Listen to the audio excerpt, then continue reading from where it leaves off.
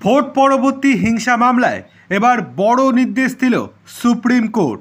Supreme court এবার vote পরবর্তী হিংসা মামলায় যা রায় দিয়েছে তাতে করে অস্বস্তি বাড়ল রাজ্য সরকার তৃণমূল কংগ্রেসের। কেননা ভোট পরবর্তী হিংসা মামলায় তৃণমূলের একাধিক নেতাকর্মীর নাম জড়ায় এবং তারা পরবর্তীতে গ্রেপ্তারও হয়েছেন সিবিআইয়ের হাতে। সেই মামলা এবার যাতে কলকাতা থেকে সরিয়ে অন্য জায়গায় নিয়ে যেতে পারে সেই জন্যই সুপ্রিম কোর্টে আবেদন করেছিল সিবিআই।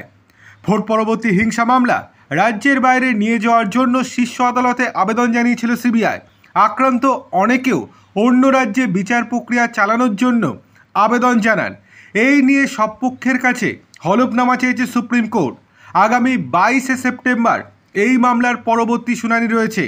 এই মামলায় আবার এক অভিযুক্তর পক্ষে শীর্ষ আদালতে সওয়াল করা হয় 2021 সাল থেকে তিনি জেলবন্দি, বিচার হচ্ছে না। সুপ্রিম কোর্টে মামলা বিচারাধীন রয়েছে, তাই এই যুক্তিতে জামিনও দিচ্ছে না নিম্ন আদালত।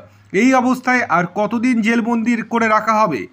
এই আবেদনের পরেই সুপ্রিম কোর্ট শুক্রবার জানালো আইন মেনে অভিযুক্তদের জামিন মিলবে হাইকোর্ট এবং নিম্ন আদালত থেকে। প্রসঙ্গত 2021 সালে বিধানসভা ভোটের পরে রাজ্য জুড়ে রাজনৈতিক প্রতিহিংসার কারণে খুন, ধর্ষণ এবং ধর্ষণের চেষ্টার ঘটনাগুলিতে সিবিআই তদন্তের নির্দেশ দিয়েছিল কলকাতা হাইকোর্ট। হাইকোর্টে সেই নির্দেশকে চ্যালেঞ্জ করে সুপ্রিম কোর্টে গিয়েছিল রাজ্য সরকার।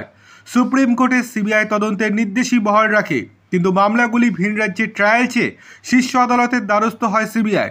তদন্তকারী সংস্থাটির দাবি ছিল পশ্চিমবঙ্গে এই মামলায় যুক্ত অফিসার সাক্ষীদের হুমকি দেওয়া হচ্ছে, তাই ভিন রাজ্যে মামলা স্থানান্তর করা প্রয়োজন।